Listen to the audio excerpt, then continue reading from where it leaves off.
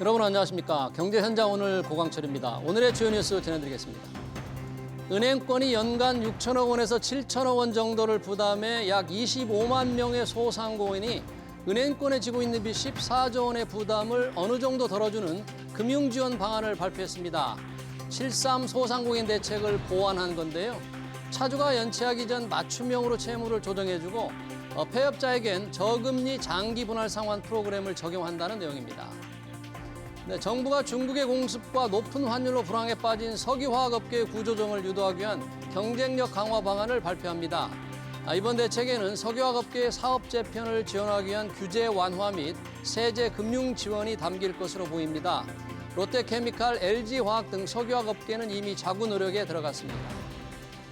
트럼프 미 대통령 당선인이 유럽연합에 대한 미국산 석유와 가스를 대규모로 살 것을 요구했습니다. 트럼프 당선인은 유럽이 미국의 막대한 대유럽 무역 적자를 보상하기 위해 석유와 가스를 사지 않을 경우 끝장을 볼 때까지 관세를 매기겠다고 경고했습니다.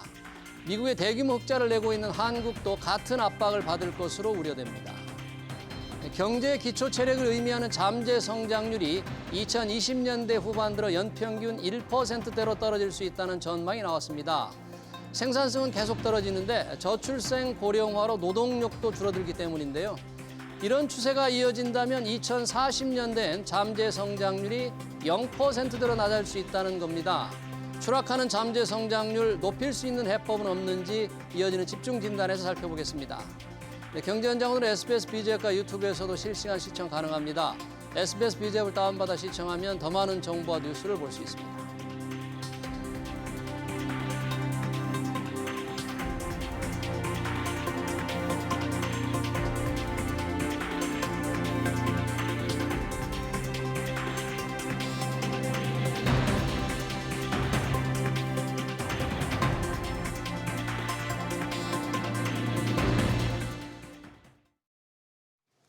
네, 경제가 선진국으로 들어서면 성장률이 2% 정도로 수렴한다는 분석이 있습니다.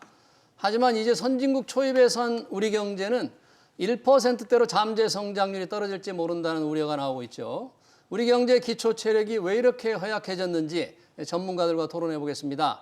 주연수 한국금융연수원 교수, 김미루 KDI 국채연구팀장 나오셨습니다. 어서 오십시오.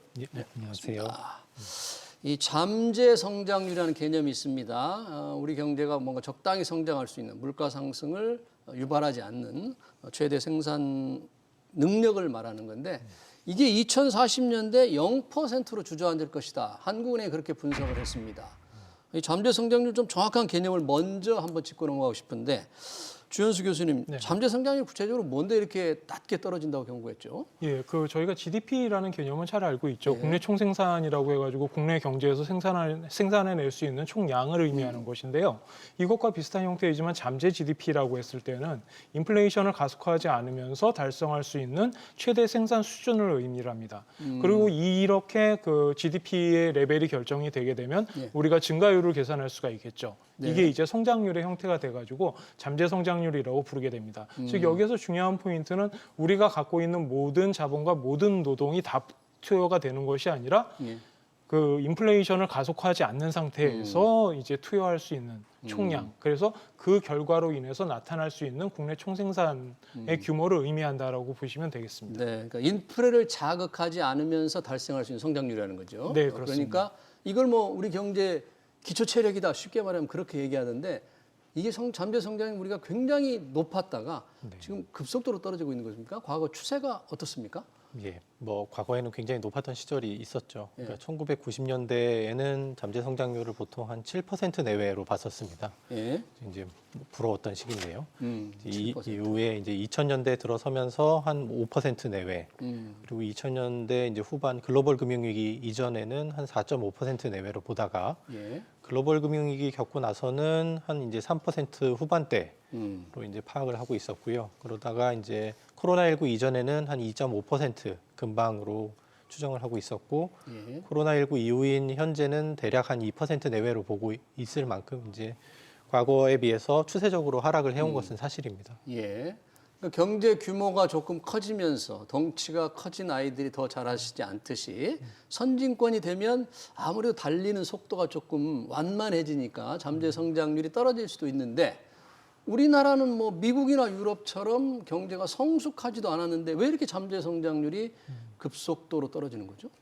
일단 그 유럽이나 미국에 비해서 한국의 경제가 성숙하지 않았느냐라는 점에 대해서는 좀 여러 가지 논란의 여지가 있을 것 같습니다. 그리고 우리가 어느 정도 성숙하지 선진국이 않았다는 됐다라고 봐야 되는 거고, 뭐 우리도? 예를 들어서 GDP 퍼 캐피타로 보면은 3만 달러대에서 4만 달러대 이 정도가 되는 거기 때문에 사실 직접적으로 1대1 비교도 가능한 수준까지는 왔습니다. 물론 우리가? 미국과는 아직 차이가 나지만요. 예. 그래서 이제 이런 부분도 있지만 그렇다고 해서 지금 이렇게 떨어지는 게 좋은 의미냐라면 이제 그런 거는 아니죠.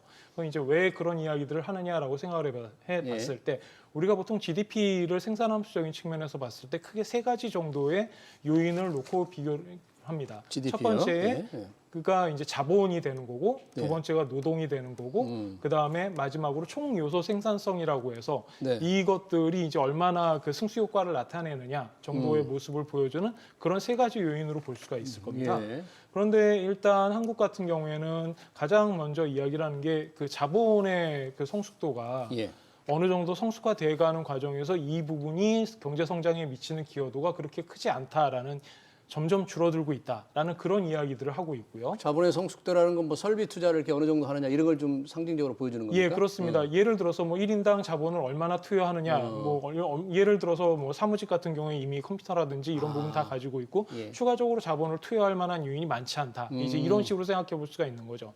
생산 공장에서도 자동화가 이루어지면서 노동에 대해서 더 추가적으로 자본을 들이기 쉽지 않은 상황이다. 이제 이런 것들이 그 자본의 성숙도가 그 어느 정도 도달했다라고 이야기를 하는 우리 거고요. 경제도 그런 면에서 성숙도가 이제 어느 정도 올라와 있다. 예, 이렇게 그렇습니다. 보면. 네. 그런 부분 때문에 이제 그 자본 투입에 따른 성장 기여도가 낮아지고 있는 모습을 보여주고 있고요.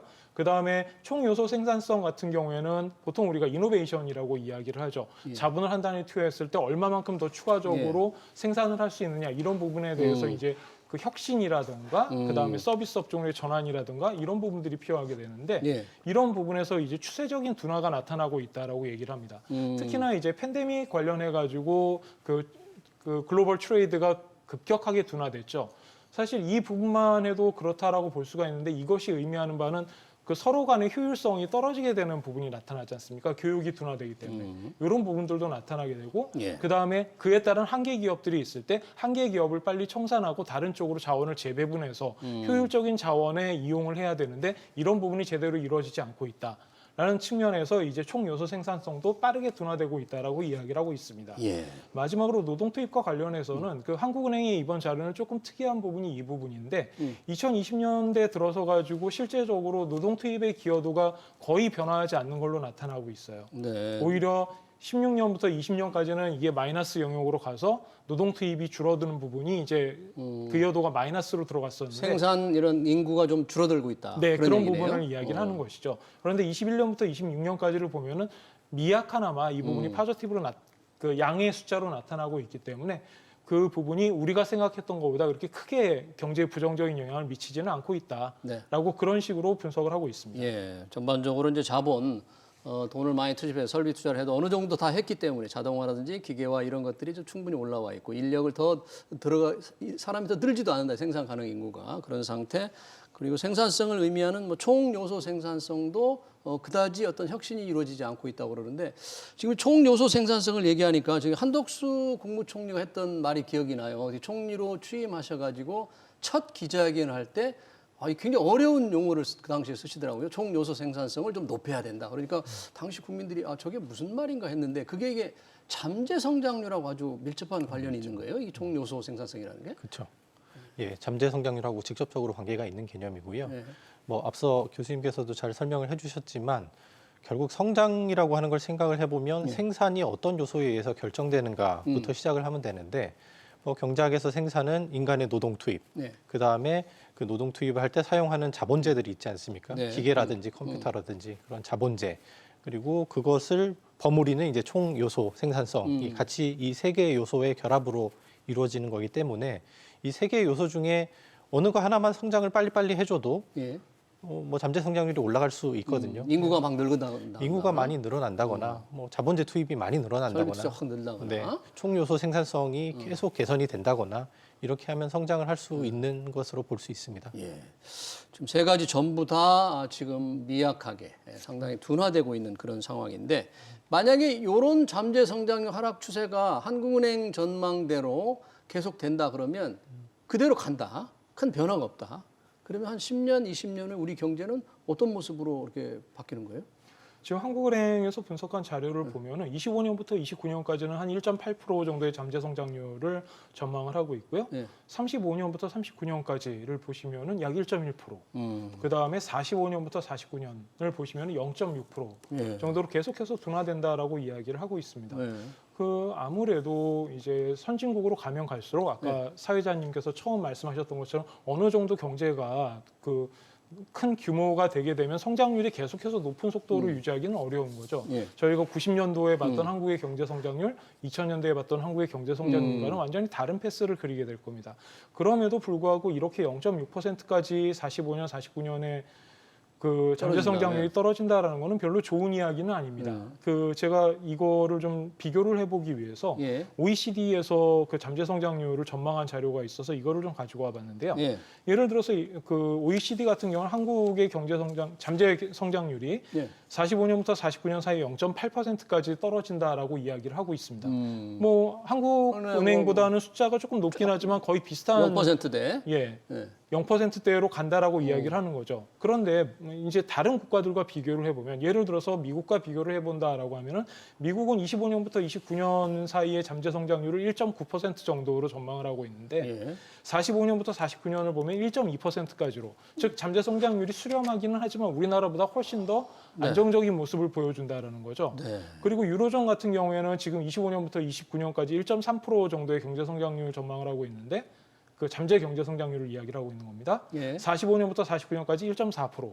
즉 다시 말해서 이쪽은 거의 플랫하거나 오히려 조금씩 개선되는 모습을 보여준다는 거죠. 그래요. 그래서 우리가 왜 이런 현상들이 나타나는가를 가만히 생각해 보면 미국이나 유로존의 특징을 생각해 봤을 때 계속해서 그 노동 인력이 공급된다라는 측면도 있을 겁니다. 네. 그리고 미국 같은 경우에는 혁신에 대해서 굉장히 높은 베네핏을 주는 방식을 통해서 그 효율성을 네. 키우고 있죠. 그리고 유로존 같은 경우에는 많은 국가들이 있는데 그 국가들 중에는 약간 중진국에 머물러 있는 중진국 수준에 있는 동유럽 국가들 같은 경우들은 조금 더 경제 성장률이 빠른 속도로 움직일 수 있기 때문에 예. 그러한 부분에서 잠재 성장률이 조금 더 개선될 수 있는 여지가 있다라는 것이죠. 이런 국가들과 비교해 봤을 때 한국이 지금 한국에 대해서 전망하고 있는 숫자들은 그 다만 숫자가 0.6이냐 0.8이냐의 그런 그 세부적인 거를 떠나가지고 계속해서 너무 빨리 떨어지고 있다라는 점에는 모두 다 동의를 하고 있는 그런 참 우려스럽네요. 우리보다 경제 규모가 훨씬 큰 미국도 2040년대 잠재 성장률이 우리보다 높게 OECD가 전망하고 있다면 덩치가 더 작은 우리나라가 더 빨리 뛰어야 될 텐데 참 여러 가지 제도상의 여러 가지 문제가 있는 것 같습니다. 이렇게 된다면 우리가 뭐 이웃나라 일본 이제 저성장, 감속 성장을 헤매고 있었지 않습니까? 잃어버린 뭐 10년, 심지어 잃어버린 30년까지 나오는 그런 상황으로 지금 들어가는 거예요. 그 뭐 비슷한 모습도 있고 조금 다른 모습도 있을 것 같은데요. 예. 우선 이제 비슷한 모습은 우리가 이제 앞으로 성장세가 둔화된다라는 걸 예측을 했을 때 가계와 기업이 어떻게 반응할 것인가를 먼저 좀 생각을 해볼 필요가 있을 것 같은데요. 예.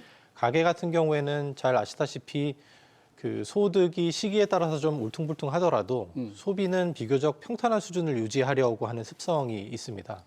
따라서 앞으로 내 소득이 그렇게 많이 올라가지 않겠구나라고 생각을 하게 되면 예. 지금 소득이 발생을 하더라도 많은 부분을 비축해 두려고 하는 성향이 생기거든요. 그러니까 저축이 늘고 소비를 줄이는 이런 모습이 나타날 수 있고요. 예. 기업도 유사한데요.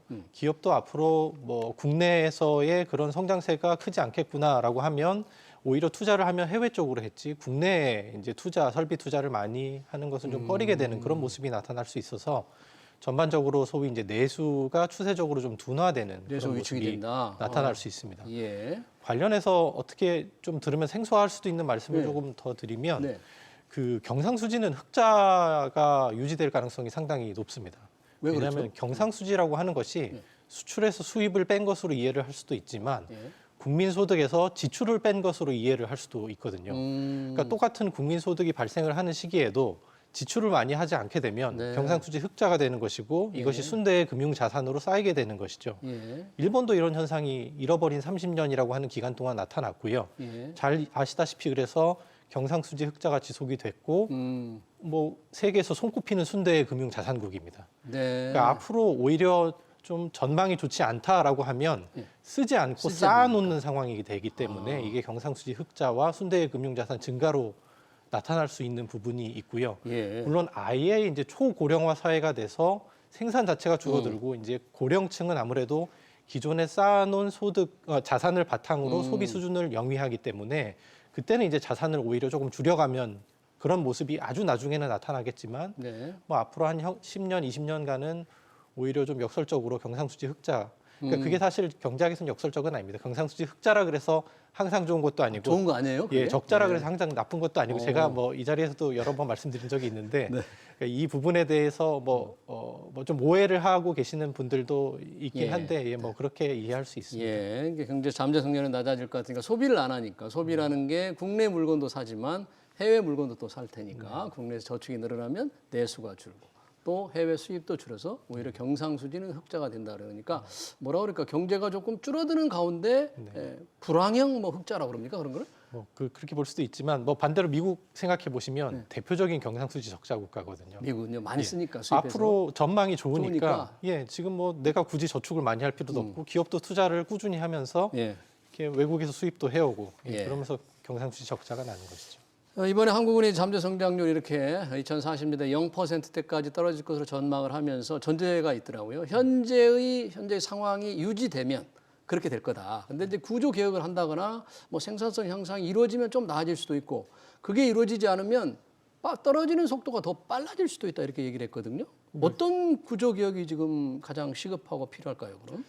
예, 아까도 말씀드렸지만 이제 세 가지 요소로 생각을 해보면 될 것 같습니다. 예. 첫 번째가 총요소 생산성의 부분이 있었고, 네. 그 다음에 자본 부분이 있었고, 노동 부분이 있는데 실제적으로 자본 같은 경우에는 성수도에 이르렀기 때문에 추가적으로 많이 하기는 어렵다라고 말씀을 드렸었죠. 예. 그러면 총요소 생산성을 어떻게 하면 늘릴 수 있느냐? 이 부분은 이제 경제학에서 가장 장기적인 트렌드를 갖는 것으로 이야기들을 하고 있는데 이 부분을 개선하기 위해서 보통 이야기하는 게 이노베이션이죠. 예, 말로는 혁신. 좋습니다만 뭐 이노베이션에서 도대체 어떻게 할 건데 이런 부분이 있을 겁니다. 예. 그래서 가장 먼저 이야기를 하는 것이 R&D 투자를 확대해야 된다라는 이야기를 많이 하죠. 예. 예를 들어서 한국 같은 경우는 R&D 투자가 상당히 많이 올라와 있지만 이 부분이 어떤 의미로 본다면 제조업주의 어떤 특정 섹터에 집중되어 있는 모습들 이러한 것들이 나타나 있기 때문에 상대적으로 생산성을 높일 수 있는 부분에다가 R&D를 더 확대해야 된다라든가 이런 부분들을 좀 이야기를 해야 되겠고요. 예. 그 다음에 기술 혁신 관련된 부분에 있어서 가장 최근에 뭐 예를 하나 들어보자면 AI의 사용과 같은 것들을 이용을 해가지고 생산성을 향상시킬 수 있는 그런 방법들에 예. 대해서도 장기적으로 좀 고민을 해봐야 되겠죠. 예. 그 다음에 자본 측면에서 본다라고 한다면 상대적으로 자본의 가치가 희소한 부분들, 즉 예를 들어서 이번 하는 보고서에서도 지적을 하고 있었습니다만 수도권 집중 현상이 결국은 자본시장에서 미치는 영향은 자본도 수도권에 집중된다라는 그런 문제가 있다라는 것이죠. 그러면 상대적으로 그 자본재의 가격이 싼 지방 지역으로서의 이전을 통해 가지고 어떤 그러한 미스매치 등을 해소해주고 그에 따라서 생산성을 향상시키는 그런 방법에 대해서도 좀 생각을 해볼 수 있을 겁니다. 예. 그리고 노동 측면에서 본다라고 한다면 이번에 이야기했던 것이 여성의 생산성 향상에 대한 이야기를 하고 있죠. 예. 아직까지도 한국 노동시장 구조를 봤을 때 여성들이 상대적으로 비효율적인 대우를 받고 있는 부분들이 있기 때문에 이러한 부분의 제도적인 개선을 통해 가지고 생산성을 향상시킬 수 있다라고 언급을 하고 있고요. 예. 그 다음에 마지막으로 고령층에 대한 생산성 향상에 대한 논의도 이제 시작돼야 될 시점이다라고 이야기를 하고 있습니다. 예. 지금까지는 정년 이후에 그 고용 시장이 어떤 식으로 형성되어야 될지에 대한 그 사회적인 논의가 지지부진한 편인데요. 예. 이 부분을 여건을 개선함으로써 생산성을 늘릴 수 있다라고 이야기를 하고 있습니다. 지금 한국은행이 지적한 여러 가지가 R&D 투자를 늘려서 생산성을 높이는 혁신, 또 여성의 노동 참여율과 높이고 고령층의 노동 참여율도 높이고 여러 가지를 높이자는 건데 다들 중요하고 시급하지만 오래전부터 얘기돼 왔어도 잘 이루어지지는 좀 않습니다, 이게. 그렇죠? 이런 굉장히 부분이 쉬운 일은 아니죠. 예, 제도적으로 법적으로 뒷받침이 돼야 되는데 뒷받침이 될 수 있는 또 제도적 개선, 정치적 환경이 안 되니까 그것도 좀 답답한 현실인데요. 또 하나 우리 경제 위험 요인 중에 하나가 이거는 이제 잠재 성장률에 어떻게 영향을 미칠지는 모르겠습니다만 중국의 추격입니다. 많은 산업 분야가 이미 중국에 추월을 당하고 있는데 특히 석유화학이나 철강 이런 부분에 이 중국의 저가 공세 도저히 우리가 이제 견딜 수 없고 이길 수 없는 상황으로 좀 들어간 겁니까 지금?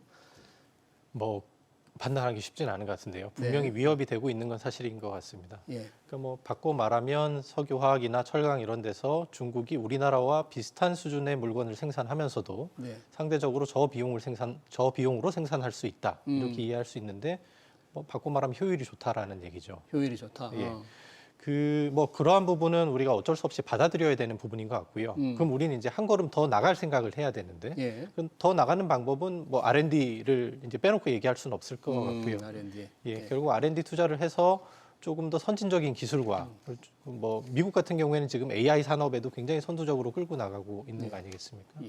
그러니까 우리나라도 조금 더 한 걸음 더 나갈 수 있는 산업 분야를 개척을 하고 추진을 해야 되는데 그 과정에서 이제 몇 가지 좀 고민을 해볼 지점들이 있을 것 같아요. 그러니까 우리나라 R&D 상황을 보면 중소기업 R&D에 대한 정부의 지원이 많이 이루어지고 있긴 한데 뭐 그 R&D 단계에서는 잘 지원이 이루어지고 있지만 중소기업이 이제 그것을 실제로 상품화하고 상용화하는 과정에서의 지원이 좀 부족하다라는 얘기들도 있고요. 그래서 그런 부분을 좀 도와줘야 되고 또 하나는 좀 금기시되는 부분이 대기업 R&D를 도와준다. 그러면 이게 또 정서적으로 별로 이제 공감이 안 되는 부분도 좀 있긴 한데 세계적으로는 대기업 R&D를 또 많이 정부에서 많이 도와주고 있는 추세에 있긴 하거든요. 미국이 뭐 대표적입니까? 네, 미국도 그렇죠.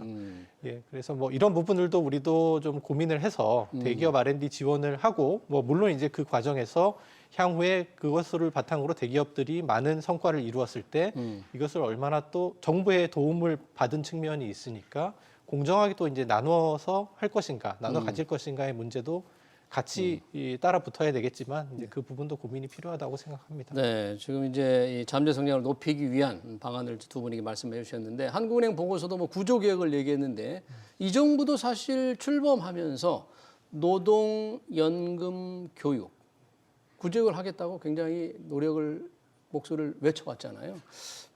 별다른 성과가 지금 없이 지금 이렇게 된 거 아니겠습니까? 지금까지 이번 정부의 어떤 그 정책에 대한 성과를 논의하기에는 조금 이른 측면이 있습니다. 지금요? 2년 반 정도 됐죠. 그렇기 때문에 지금 상태에서 지금 이 정부가 잘하고 있다, 못하고 있다 얘기를 하기는 좀 쉽지는 않은 그런 상황이에요.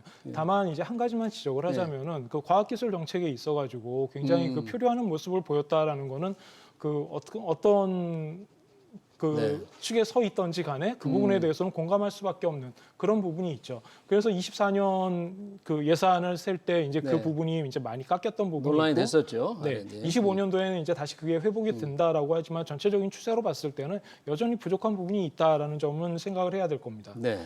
그리고 어떤 측면에서 좀 생각을 해본다면 R&D 예산이 이제 어떤 특정한 부분에 대해서 정부가 전략적으로 밀어주는 그런 부분들이 있는데 그런 부분이 이제 향후에도 과연 적절한 투자 정책이 될 것인가에 대해서는 좀 생각을 해볼 필요가 있습니다. 예를 들어 가지고 우리가 그 생산성을 향상시킨다라는 거를 산업적인 관점에서 본다라고 한다면 이제 미국의 움직임, 그다음에 일본의 움직임, 그다음에 그거를 쫓아갔었던 한국의 움직임을 본다라고 한다면 앞에 국가들이 어떤 식으로 방향을 잡아나가는지를 보면 알 수가 있죠. 대표적으로 제조업 분야에서는 고부가 가치 산업으로 이전하는 그런 방향을 보이고 있습니다. 예를 들어서 우주, 항공, 제약이라든지 뭐 대표적으로 이러한 쪽들을 이야기를 하고 있죠. 그런데 이러한 것들이 정부에서 R&D를 직접적으로 투여를 해가지고 거기에서 성과를 냈다라기보다는 기업들이 선제적으로 투자를 한 부분들이 많이 있고 그것을 민간 섹터에서의 금융들이 지원을 해주는 그런 모습들을 많이 봤었단 말이죠. 한국에서 아쉬운 점은 아직까지는 좀 이런 부분, 좀 공격적으로 하고 그다음에 공격적으로 투자를 했을 때 실패한 거에 대해서 더 이상 피해가 가지 않도록 그런 것을 지원해주는 사회적인 시스템 이런 부분들이 좀 필요하다라고 생각을 하고요. 네, 알겠습니다. 그다음에 제조업 분야 다음에 이야기를 할 것이 이제 그러면은 제조업에서 서비스업으로 넘어가는 부분들. 조금 전에 금융업 이야기를 했었습니다만 금융업이 대표적으로 이야기하는 게 생산성이 높기 때문에 보통 많이 이야기를 하지 않습니까? 그래서 그런 부분들에 대한 투자를 좀 고민을 해봐야 될 것 네, 같습니다. 알겠습니다. 이게 산업의 R&D를 정부가 우선하는 것보다 민간에서 먼저 혁신이 일어나고 그렇게 정부가 좀 뒷받침해준 이런 부분, 그러니까 정부 주도의 R&D도 좀 산업별 R&D를 좀 생각을 해봐야 될 필요가 있다 이런 지적을 해주셨고요.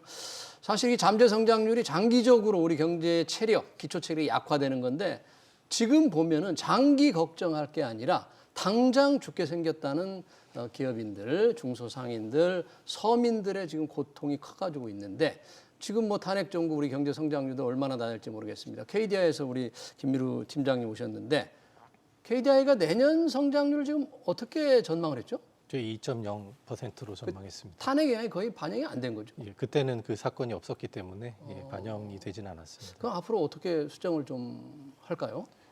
뭐 제가 공식적인 의견을 말씀드릴 수 있는 건 아니고요. 네. 예, 제 생각을 말씀을 네. 드리면 당연히 이제 다음번 전망을 할 때는 어느 정도 반영이 되긴 할 텐데 네. 과연 이것이 어느 정도 영향을 미칠 것인가 그 부분을 고민을 해봐야 될 것 같습니다. 예. 뭐 제 개인적인 사견이라는 것을 전제로 말씀을 네, 드리면 김미루 팀장의 개인 의견입니다. 네. KDI 공식 의견이 아니고. 네. 이게 분석이 쉽진 않습니다. 왜냐하면 이 경제학에서 어떤 현상을 분석할 때는 뭐 이론적으로 분석하거나 실증적으로 분석을 해야 되는데 항상 이제 실증적인 결과가 따라줘야지 좀 신뢰가 가는 면이 있거든요. 예. 그랬을 때 이 탄핵이라고 하는 사건은 저희가 경험한 적이 별로 없습니다. 뭐 과거에 그렇죠. 이제 2번 네. 정도 있긴 했지만 박근혜 전 대통령 탄핵 사건 때는 음. 우리나라 경제가 나쁘지 않은 상황이었습니다. 이제 소위 반도체 슈퍼사이클 들어가는 상황이었고, 그래서 당시 소비가 일시적으로 움츠러들었다가 다시 이제 금방 회복하는 이런 모습을 보이긴 했는데 그 경험을 바탕으로 지금도 그럴 것이다라고 단언하는 것은 좀 어려운 면이 있고요. 다만 저 개인적으로는 좀 이 탄핵 사태가 금방 끝나면 예. 그래서 이 정치적 불확실성이 너무 경제적 불확실성으로 전이되지 않으면 큰 영향 없이 넘어가지 않을까. 뭐 지금 당장의 금융시장에서는 환율도 좀 큰 폭으로 네, 올랐고 주식도 좀 안 좋은 상황인데 이것이 뭐 탄핵의 영향이 아예 없진 않겠지만 우리나라 경제 기초 체력에 대한 우려라던가 혹은 미국에서 기준금리 경로를 앞으로 어떻게 갈 것인가에 대한 그 전망이 달라지면서 반영된 것이 오히려 크다라고 보여지거든요. 예. 그런 면에서 단기적으로 끝나면 뭐 실물까지 파급되지는 않을 수도 있겠다 싶지만 네. 장기화된다면 뭐 이론적으로는 불확실성이 확대되는 국면에 계속 노출이 되는 것이니까 예. 기업들이 투자를 좀 미룬다거나 네. 그래서 수출이 잘 되더라도 그것이 내수로 파급되는 그 경로들이 조금 더뎌진다거나 해서 내수 회복이 더뎌질 수도 있다. 뭐 그 정도 말씀드릴 수 있겠습니다. 네. 잠재 성장률을 이제 KDI가 공식적으로 수정하는 건 언제 수정해요? 또? 내년 2월에 이제 새로운 전망을 발표할 겁니다. 네. 내년 2월에 한번 보겠습니다. 얼마나 낮출지. 그때쯤 이제 탄핵 정부 여파에 따라 조금 달라지겠네요. 상황에 따라서. 자, 이 지금 당장의 어려운 얘기 중에 하나가 이제 예산이에요. 지금 재정 차원에서 그럼 어떻게 지원할 것인가? 재정 지원을 바라는 측도 있고 재정 지원을 무작정 늘릴 만큼 뭐 세금도 잘 안 거치니까 걱정도 되는데 그래서 얘기되는 게 연초 추가 경정 예산입니다. 주현수 교수님 지금 추경 얘기 벌써 해야 될 상황인가요? 이거는 생각하기 나름인 것 같습니다. 뭐 저는 개인적으로는 추경을 하는 게 낫지 않을까라고 생각을 하고 있는데요. 필요하다. 예. 네. 예를 들어서 이창용 하는 총재는 기자간담회를 열어가지고 이번에 그 국회 통과한 예산안 자체가 굉장히 감축돼서 통과가 되지 않았습니까? 약 4조 1천억 정도를 감액한 걸로 나와 있는데 이로 인해서 그 마이너스 0.06%포인트 정도 이제 경기를 하락시키는, 즉 경제 성장률이 하락하는 그런 긴축적인 영향이 있을 거다라고 추정을 한 바가 있는데요. 그렇기 때문에 이거를 지금 되돌리는 거 이외에도 이게 정치적인 문제가 좀 있었기 때문에 사실 감행 예산이 통과된 부분이 있기 때문에 예. 이거를 어떻게 되돌리느냐 아니면 어떤 부분에 다시 투여를 할 것인가라는 부분에 대한 추경을 생각해 볼 수도 있을 것이고요. 두 번째로는 지금 우리가 아까 그 KDI에서는 2% 이야기를 했었지만 실제적으로 아이비들 같은 경우에는 컨센서스를 보면은 1.8%. 그것도 그 탄핵과 관련된 정치적 이벤트가 나타나기 전에 경제 성장률 경제 전망이었습니다. 그렇기 때문에 그 1.8%보다 더 낮을 가능성이 높다라고 보여진단 말이죠. 그런 경우다라고 한다면은 추가적으로 더 추경을 짜가지고 이거를 어느 정도라도 그 재정 집행을 통해 가지고 경제 성장률을 받쳐주는 그런 자세가 필요하지 않나라고 생각을 하고 있습니다. 네, 잘 알겠습니다. 네. 그러니까 좀 전반적으로 지금 감액 예산을 보완하는 것 외에 거기에다가 더 경제를 떠받치기 위한 게 필요하다. 이렇게 정리를 하겠습니다. 네, 잠재 성장률 0% 경고 관련 토론 여기서 마치도록 하겠습니다. 지금까지 주현수 한국금융연수원 교수, 김미루 KDI 국채연구팀장이었습니다. 고맙습니다. 감사합니다.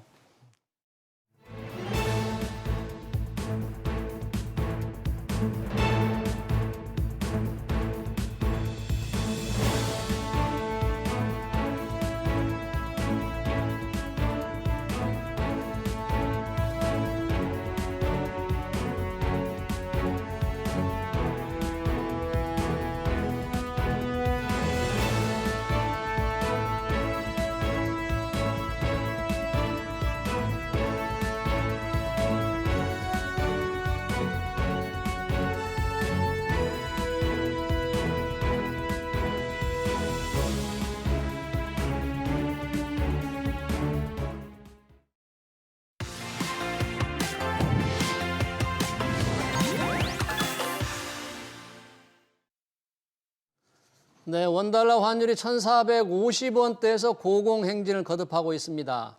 수입에 의존하는 중소기업들은 물론 대기업들도 원가 부담을 견디지 못하는데요. 원화가치 하락은 외국인 투자자들의 코스피 이탈을 부추기면서 대장주 삼성전자조차 5만 원대 초반에 갇혔습니다. 국장 투자로 기진맥진한 자금들, 내년에는 어떤 투자 기회가 있을지 홍춘욱 프리즘 투자자문 대표와 함께 얘기 들어보겠습니다. 어서 오십시오. 반갑습니다. 네, 안녕하세요. 네. 자, 원달러 환율 지금 1,450원대에서 좀처럼 떨어지질 않습니다. 이 과거 추세를 보면 이 정도면 뭐 위기 수준 정도로 느껴지는데 왜 이렇게 안 떨어지는 겁니까? 일단 뭐 우리 내부 탓도 있고요. 그리고 글로벌 달러 강세도 영향을 많이 미치고 있습니다. 네. 그래서 이제 미국의 그 달러화와 파운드, 엔, 유로 같은 세계 주요 통화와의 환율을 평균한 게 이제 달러 가치라고 부르는데, 달러 가치랑 우리나라 원화 환율이 최근에 굉장히 같은 동조성을 보이고 있습니다. 네. 그러니까 글로벌 금융 시장에서 저 그림이 나와 있는데 예. 사실 구분이 안 갈 정도로 똑같습니다. 똑같네요. 예, 그래서 특히 이제 미국이 뭐 얼마 전에 이벤트들이 여러 가지 있었지 않습니까? 그래서 예. 특히 미 연준이 내년에 금리를 뭐 사실상 인하 안 하겠다는 것처럼 보이는 그런 전도표들도 나오고 더 나가서 트럼프 정부의 행정부의 어떤 경제 정책들이 인플레를 유발할 수도 있지 않냐라는 것 속에 최근 갑자기 미국 인플레 지표에 관심이 엄청 높잖아요. 네. 막 소비자 물가나 PCE 물가 이런 거에 대해서 그래서 금융시장의 참가자들이 이제 전부 채권 쪽을 쳐다보고 미국 금리 올라가는 거 아니야? 우리도 예. 우리도 이게 그 미국 달러가 강세로 가게 될 때 우리나라 원화 환율이 안정될 수 있나? 이제 여기에 이제 플러스 알파로 이 탄핵 정국 뭐 또는 계엄 정국이 진행되는 과정에서 불확실성이 너무 크니까 이게 예. 뭐 당장 헌법재판소부터 시작해서 뭐 또 추가 탄핵이 있을 수도 있다. 뭐 이런 네. 이야기까지 지금 저 차트에 나오는데 네. 급박한 충격들이 월 초에 있었던 걸 한눈에 아실 수가 있는데요. 네. 그리고 1차 충격은 이제 계엄 충격이고요. 2차 충격은 저 1,450원 지금 끝부분에 한 번 더 뛰어오른 건 미 연준의 충격. 연준. 그래서 이게 국내외 요인이 다 이게 반영돼서 나온 네. 환율이라서 일단 내려가기 지금 좀 어렵다. 아. 이 말씀을 좀 드릴 수밖에 없는 것 같습니다. 그러네요. 이제 국내외 요인, 국외 요인에는 미 연준의 이제 통화 정책, 그리고 국내는 뭐 당연히 우리가 겪고 있는 지금 탄핵 정부 여파가 겹쳐서 원달러이 오를 수밖에 없는데, 지금 미 연준의 통화 정책을 잠깐 언급을 해주셨는데 안 내릴 수도 있을 것 같은 분위기. 예. 지금 내년에 근데 일단 점도표에 따르면 2차례 정도 낮춘다는 거죠? 그런데 그것도 안 할 것 같은 분위기가 느껴진 게 점도표 그림 한번 네, 보여주시면 저희는 점도표 이 워낙- 연준의 내년 말 금리 전망치 지금 나오고 있습니다. 차트를 예쁘게 만들어 주셔가지고요. 네. 근데 그 보시면 제일 왼쪽이 문제입니다. 제일 왼쪽이 뭐냐면 예. 2024년 말 정책금리죠. 예. 그러면 12월 FOMC가 얼마 전에 끝났으니까 그렇죠. 저 금리라는 게 전부 4.5 저렇게 맞춰져 있어야 되는데 4.5 위에 4.75에서 5% 사이의 점이 저 찍혀 있는 게 좀 보이시죠? 예. 4명이 보입니다. 4명 있습니다. 예, 저건 뭘 의미하냐면 이번에 반대표 던진 사람이라는 뜻입니다. 이번 그러니까 여러 명 금리 중에 인하에 여러 명 반대했던 중에 15명은 그래 금리 인하 한번 해가지고 4.5 갖다 놓자. 뭐 이렇게 이제 우리가 정확하게 말해야 되지만 4.25에서 4.5로 갖다 놓자 그랬는데 다른 분들 4명이 아니야 4.75야. 그러니까 금리 인하면 안 돼라고 안 말하는 된다. 사람을 이렇게 공개적으로 투표하신 분이 4명. 그러니까 이게 역대급 반란이 그런 거네요. 있었다라고 볼 수 있는 거죠. 예. 이 정도의 저항이 나왔다라는 건 네. 파월 의장 입장에서 상당한 부담이에요. 예, 음. 그러니까 이제 뭐라고 표현할 수밖에 없냐면 점도표 상으로 보면 이제 한 2번 남았다라고 돼 있지만 예. 좀 퍼져 있죠, 위아래로. 아. 깔때기 모양으로 이렇게 위아래로 퍼져 있잖아요. 예. 저런 모습을 보면 이제 금융시장의 참가자들은 불안한 거죠. 아니 연준이 이 만장일치를 거의 기본으로 움직이는 게 중앙은행인데 저렇게까지 많은 반란표에 실제로 의사록에 또 한 명 클리블랜드 연준 의장이 역시 반대를 공개적으로 표시합니다. 공개적으로. 예, 그러니까 의결권을 가진 13명 중에 한 명이 또 반대를 공개적으로 표시하는. 나머지는 제려놓고 뜻을 꺾었지만 아무튼 실제? 공개적으로 회의록에 그래요. 남긴 거는 상당히 의미 있는 변화예요. 그럼 그런 사람들은 지금 내년 금리 인하를 할 수 있는 상황. 근데 아니다. 보통 이제 물가를 볼 때 아니다. 이렇게 보는 거예요. 예, 그렇게 보는 거죠. 그 사람들은 미국 경제 성장률 전망을 이번에 이제 상향한 예. 표를 한번 보여주시면 감사하겠는데요. 미국 경제 예. 성장률 어떻게 올렸는지 한번 보면서 예, 얘기를 뭐 들어보겠습니다. 이제 같이 이걸 발표를 하거든요. 분기마다 나오네요. 잘 보여주셔서 감사합니다. 예. 그래서 2024년 경제 성장률 전망 한번 봐주십시오. 0.5%를 플러스로 올렸습니다. 성장률을 올렸어요. 예, 그리고 내년 전망도 0.1%. 음. 근데 이걸로 끝나는 게 아니라 그 밑에 이제 근원 인플레, 올해 근원 인플레 전망을 세상에 지금 거의 다 끝났는데 예. 여기에 0.2를 올렸어요. 올해 걸 0.2% 올리고. 예, 그리고 내년을 0.3을 올렸습니다. 그러니까 그러면 내년 미국 성장률 2.1에 인플레이션 2.5를 더하면 4.6, 4.7의 명목 성장률이 나오는데 정부 정책 금리 지금 우리 4.5니까 이미 완화적이다라고 보는 거죠. 아, 명목 성장률과 보다 정책 금리가 기준금리를 너무 비교해 낮게 볼 때- 하면 버블이 생긴다. 조심해야 된다. 음. 명목 경제 성장률이 4, 5%가 나오는데 예. 정책 금리를 앞에 굳이 3자를 만들 필요가 있냐? 네. 물론 이제 점도표의 평균은 3.75였지만 이걸 그렇게 이야기하는 사람들이 반란표가 그래도 한 3분의 1 정도 나왔다라는 거고 연준의 경제 분석가들, 이코노미스트들이 저런 전망을 했다라는 건 결국 박빙의 저 지금 잘 나오시는 것처럼 네.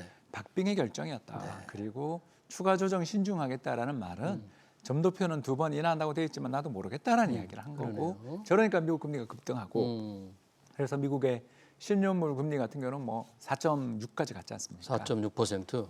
예, 그래서 이렇게 이제 금리가 오르기 시작하면 그 다음에 이제 미국 달러에 대한 선호가 생기는 게 우리 이번 탄핵 정국 또는 계엄 정국에서 봤지만 어떤 금융시장의 불안정성이 부각될 때는 달러 들고 있는 게 마음 편하잖아요. 그렇죠.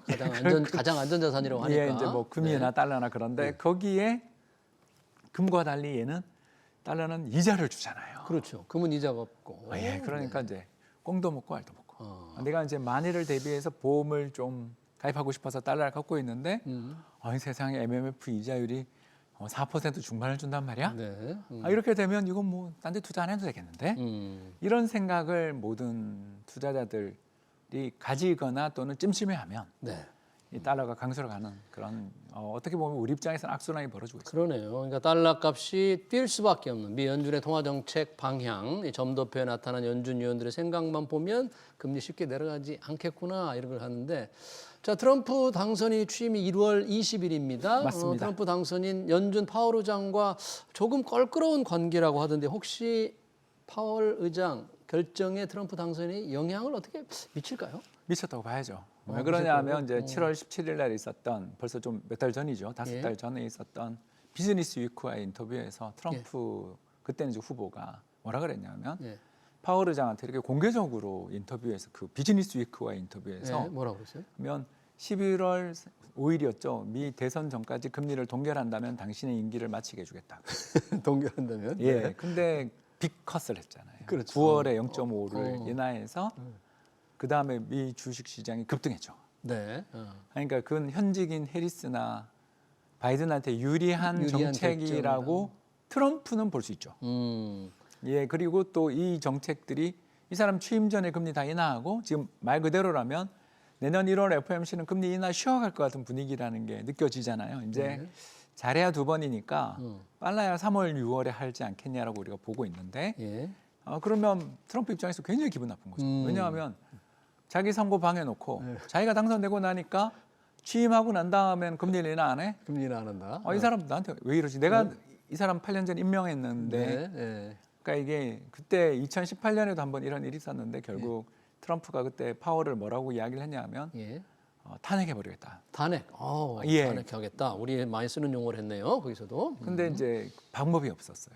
연준 의장. 연준 의장을 임기 전에 예. 쫓아낸 적이 한 번도 없다 보니까 그 프로세스가 약간 그레이 영역이었죠. 그래서 이 두 사람이 예. 맹공격을 했어요, 서로. 서로. 예, 그러면서부터 이제 그 유명한 2018년 크리스마스의 대폭락이 우리 종합주가 지수는 2,600에서 1,800, 800포인트 간방에 날아가고 미 증시조차 약 20% 정도의 네. 강력한 조정이 있었던 게 이 둘의 불화 때문이었거든요. 그러면 앞으로 취임하고 난 이후에 과연 1월 달 연준의 FOMC 회의 결과에 따라서 뭔가 예. 뭔 일이 생길 수도 있겠다. 그런 그걸 이제 좀 떨고 있는 거죠, 벌써 사람들이. 불안하네. 그러니까 주식시장도 최근에 좀 이 FOMC 이후에 탄력이 좀 둔화된 것 같은 그런 모습도 보이지만 외환시장 변동성이 요새 너무 큰 것 같아요. 그죠? 예, 그러니까 예. 이쪽이 이 상품 하나밖에 없잖아요. 달러라는 상품 하나밖에 없으니까 이 변동성이 되게 커요. 최근에 미 달러 인덱스가 그렇게 저렇게 급변동하지 않는데 최근에 급변동하고 특히 미국 시장 금리랑 완전히 연동돼서 좀 차트 한번 보여주시면 네, 감사하겠는데요. 미국 시장 금리와 네, 그 달러? 미국 달러 가치. 달러 가치, 시장 금리와 달러 가치를 한번 보면서 과연 예. 어떻게 연동이 되고 있는지. 예. 완전히 똑같네요. 2년 만기 국채. 이게 이제 투자자들 사이에서 예. 걱정을 좀 하는 게 2018년이 재현될까? 2018년. 예. 근데 뭐 미국 증시야 상대적으로 충격이 덜하겠죠. 저는 그렇게 생각합니다. 거기 뭐 펀더멘탈도 좋고 전 세계 돈들 우리나라 사학개미 뭐 분기에 1천억 달러씩 가고 있는데 미국으로 달려가고 예, 있으니까. 가고 있는 중이기 때문에 솔직히 뭐 미국 걱정을 하면 안 되는 거고 이제 저게 변동성이 커지면 우리가 힘드니까. 그러니까요. 네, 그걸 걱정하는 거죠. 근데 상당히 지금 최근에 빨간 선으로 표시되어 있는 미국의 국고 금리도 그렇고 예. 파란 선으로 표시된 미 달러 가치도 최근 변동성이 그럼- 2달 사이 변동성이 너무 크지 그러네요. 않습니까 이게? 저런 변동성 속에서 트럼프 당선인 취임하고 난 이후에 조금 한 해 전체로 보면 달러 가치는 혹시 어떤 변수들이 좀 있겠지만 어떤 흐름을 이어갈까요? 일단 상반기로 오르지 않겠냐라고 걱정하는 거죠. 달러 값이 왜냐하면 아까 상반기. 우리 파월 의장이 파월 이야기했잖아요. 의장과의 관계, 껄끄러운 관계. 예, 그리고 점도표까지 우리가 예. 그냥 뭐 다 이야기해 버렸잖아요. 그러니까. 연준 멤버들이 적어도 이제 많이 바뀝니다. 계속 이제 이사진들 보드 멤버들이 교차 임기니까. 예. 그래서 파월 의장은 이제 2026년 초에 임기가 끝나지만 예. 내년에도 이제 꾸준히 멤버들은 교체가 있기 때문에 이게 이제 트럼프의 영향력이 점점 이렇게 강해져. 파급되면 좀 이런 매파적인 분위기가 약해질 수 있겠지만 예. 저도 당장 연초는 좀 금리에 대한 불확실성이 부각되지 않겠나 이렇게 보고 있습니다. 그런 상황 속에서 지금 그대로 원달러 환율이 뛰니까 정부가 부랴부랴 대책을 내놨어요. 보통 이제 외환 유입을 엄격히 제한했던 걸 좀 푸는, 그래서 은행들이 해외에서 외화를 빌려올 수 있는 한도를 대폭 확대해서 뭐 여러 가지 대책을 내놨던데 좀 환율 안정 효과가 좀 있겠습니까? 없지는 않은데 추세를 바꾸기는 어려운 것 같습니다. 추세를 바꾸지 못할 왜 그러냐면 이제 이 정책을 펼친 이유는 네. 해외에서 돈 빌려오라는 것도 있겠지만 나가는 걸 어떻게 좀 막아보려는 외화 나가는 걸. 그게 더 크지 않나. 지금 지난 3분기 기준 통계 한번 좀 보여주시면 지난 감사하겠습니다. 3분기 외화 유출입 한번 통계를 예. 보겠습니다. 예. 우리 어느 정도로 돼 있는지 나오네요. 적은가요? 예, 빨간 선입니다. 빨간 선. 네. 3분기 끝 부분 보십시오. 네. 급등했습니다. 어, 약 1,000억 불 정도가 더 나갔습니다. 한 분기에. 한 분기에 저렇게 외화 유출이 됐다 이죠. 예, 그러니까 우리나라에 들어오는 돈도 줄었는데 예. 들어온 돈은 그렇게 미미했어요. 빨간 선입니다. 오른쪽에 빨간. 오른쪽 빨간 선 들어오는 적게 들어오고 예, 근데 이제 파란 선 예. 나간 게 훨 많이 나갔다. 다 달러가 저렇게 나가니까 예, 이제 국내에서는 우리나라 달러가 투자자들이 적잖아요. 아까 뭐 우리 이제 잠재 성장률 예. 하락 이야기하셨잖아요. 네. 그래서 정말 그 교수님과 박사님이 정말 말씀을 잘하시던데, 예. 그러니까 우리나라의 미래 잠재 성장률이 둔화된다 싶으면 더 높은 수익을 추구하는 대로 가면서 경상흑자의 순대외 자산이 늘 것이다 이렇게 예, 예측하셨잖아요. 경상흑자가 늘죠. 그대로죠. 그러네요. 월 100억 불 경상흑자 나는데 그거보다 우리 지금 월 100억 불씩 흑자 나거든요. 예. 왜냐면 소비가 없으니까. 쓰지 않으니 소비를 쓰지 못 하니까. 않으니까. 예, 그냥 해외에 가서 쓰지. 예. 국내에 수입되는 재화들에 대한 수요는 굉장히 감퇴돼 있죠. 여기에 경상흑자도 경상흑자지만 그보다 더 많은 돈이 분기에 1,000억 불이 늘었거든요. 나간다. 예. 저게 이제 서학개미도 있고 평가 이익이 난 것도 있어서 예. 완전히 돈이 다 1,000억 불이 나왔다라는 건 아니지만 그 절반 정도만 잡아도 400억에서 600불 정도의 돈들은 분기마다 지금 나가니까 경상흑자 3달 동안 300억 불 흑자 나는 것보다 네. 국내에서 해외로 나가는 게 600억 불, 500억 불이니까 더 많으니까. 외환 수급 면에서 당연히 달러가 유출이 더 그렇죠. 부족한 거죠, 국내에. 이제 벌어들이는 것보다 훨씬 많이 나가는가. 그러니까 외환 보유고가 주는 거죠. 예. 왜냐하면 이제 그걸 막아야 되니까. 그러니까 원달러 값 그만큼 오르고. 빈 걸 채워넣기 위해서 최근 한 3달 동안 실제로 우리나라 외환 보유고가 한 200억 불 정도 줄었잖아요. 그래서 4천억 불이 이제 깨지네 마네 하는 이유가 네. 그러니까 경상흑자 난 거보다 더 많이 나가니까. 나가니까. 곧 4천억 불 외환 보유가 깨지겠네요. 깨질 지금 수 이런 있죠. 추세로 간다면. 그 뭐 근데 벌써 주는 걸 저렇게 그림을 보여주시네요. 예, 그렇습니다. 네, 4,153억. 얼마 안 남았는데요. 뭐 근데 이제 우리 정부 입장에서 저게 뭐 4천억 불이라는 게 절대 중요한 숫자는 아니니까. 왜냐하면 더 중요한 게 경상흑자니까. 경상흑자니까. 그거 이제 실물에서 돈 잘 벌어오는데 해외로 나가고 있는 걸 막기 위해 우리가 그래서 뭐 밸류업도 하고 뭐 했지만 그게 다 이제 지금 정책의 일종의 그 추진력을 잃어버리는 가운데 네. 국내 투자자들이 좀 포기하고 네. 그리고 서학개미로 이제 탈출하는 음. 뭐 자본의 국적 세탁이라고 막 네. 이야기하잖아요. 그렇죠. 이제 그걸 좀 막기 위한 여러 가지 정책이 필요한데 이번 또 세법 개정안 보신 것처럼 ISA 계좌 뭐 한도 확대하는 것도 안 네. 냈고 밸류업 지원하는 세제가 다 통과되지 않았죠. 그렇죠. 뭐 이번에. 이게 뭐 어쩔 수가 없죠. 왜 그러냐면 1,183억 불이나 되는 거냐. 선봉이 되면서. 네. 그러니까 이런 돈이 나가니 환율이 일단 안 오를 수가 없다. 지금 이렇게 돈이 밖으로 많이 나가면서 경상흑자를 통해 들어온 돈보다 밖에 투자를 해서 많이 나가서 원달러 환율이 이렇게 오르는데 지금 1,450원 선이잖아요. 네. 이렇게 원달러 환율이 오르면 달러 값이 오르면 이거를 팔고 국내 주식을 사는 게 굉장히 좋은 투자 방법 중 하나라고 그랬는데 아직은 좀 아닙니까? 예, 뭐 국민연금은 이제 시작했더라고요. 국민연금은 예, 그래서 국민연금 이번에 이제 정책 당국하고 FX 스왑 이게 뭐냐면 예. 이제 추가로 국민연금이 1년에 지금 현재 한 200조에서 100조 정도씩 자산이 늘잖아요. 예. 아니, 운영을 잘해서 그래요. 네. 100조씩 늘면 절반을 달러로 사야 되잖아요. 그렇죠. 우리 국내 해외 자산보다 투자를 해야 해외 자산 비중이 한 55% 이상 됩니다. 음. 자, 그러면 그냥 러프하게 잡아도 50조를 사면 그 400억 불 예. 정도가 나가는 거잖아요. 그렇죠. 그러면 외환 시장에서 400억 불의 달러 사자가 나오니까 예. 환율을 상승시키는 환율을 요인이니까 올리는 그거를 어차피 환율도 지금 1,450원까지 올랐으니 저거 스왑해서 그러니까 환율을 고정시키는 효과를 해서 시장에 돈이 안 풀리게 대신에 그 돈을 외환보유고에서 받아오든가 기재부에서 받아오는 식으로 스왑을 하는 거죠. 예. 그런 스왑하는 거 보면 확실히 이제 그 리밸런싱이랄까 예. 적어도 국민연금 당국에서는 환율 고점이다. 음. 이제 그러면 달러로 사는 걸 천천히 사자는 뜻이죠. 환율 환율의 추가 상승에 따른 이익보다는 하락의 리스크를 해지하자. 예. 이렇게 본 거라고 볼 수 있으니까 달러 자산을 일단 매수는 좀 상당히 지연되는 효과가 첫 번째 생겼고 네. 두 번째가 최근에 우리 주식 시장에서 보면 수급 보시면 예.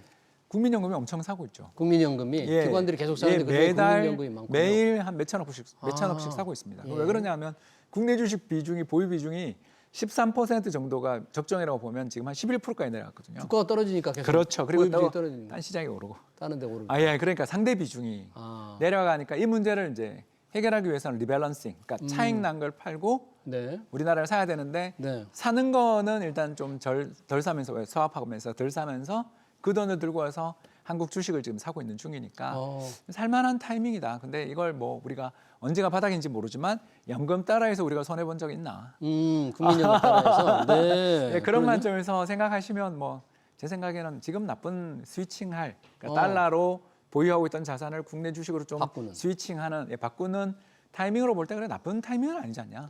네, 국민연금의 투자가 지금 달러 자산을 이제 국내 자산을 조금 늘려나가는 국내 한 상황이니까 뭐 굉장히 괜찮지 않느냐 이런 말씀인데 내년 한 해를 보면 뭐 기본적인 투자 환경 그럴 때 과연 뭐 안전 자산이 좋을지 아니면 어떤 자산이 좋을지 어떻게 좀 내년 환경을 좀 볼 수 있을까요? 이게 뭐 올해보다는 나은데 이게 왜 나으냐 하면 이익이 낮다는 뜻이거든요. 기업의 이익이. 그러니까 경기가 좋다는 아니고요. 예. 그건 왜냐하면 해외에서 번 돈을 국내 안 갖고 오니까 지금 환율이 오르는 거잖아요. 근데 이 그림이 뭐냐면 달러에 대한 원화 환율하고 기업 이익의 관계입니다. 예. 그래서 빨간 선은 오른쪽으로 제가 당겨놓은 거니까 예. 2025년 통계가 벌써 나온 것처럼 빨간 선이 움직이고 있는데 파란 선은 한국 기업 이익 증가율 예. 그리고 빨간 선이 환율입니다. 그래서 환율이 한번 급등하고 나면 그 뒤에 이익이 굉장히 좋아지고 이익이 좋아진다. 환율이 내려가면 이제 그 뒤에 탄력이 좀 둔화되는데 지금 연말에 다시 환율 상승 급등이 시작됐으니까 내년 하반기 정도에 우리나라 기업들 이익이 다시 그러니까 올해 지금 9월 그 3분기까지 누적 영업이익이 상장기업 영업이익이 155조거든요. 예.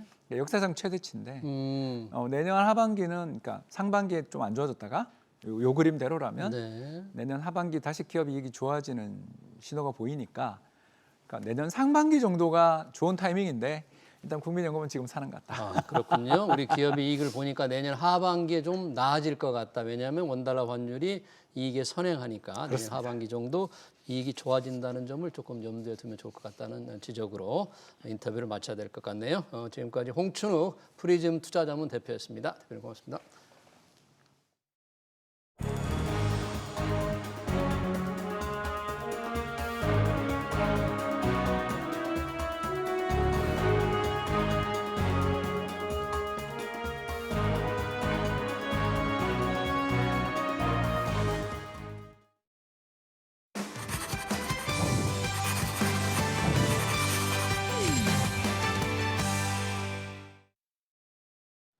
네, 우리 경제의 잠재 성장률이 20년 후에 0%대로 떨어질 수 있다는 충격적인 전망이 나왔죠.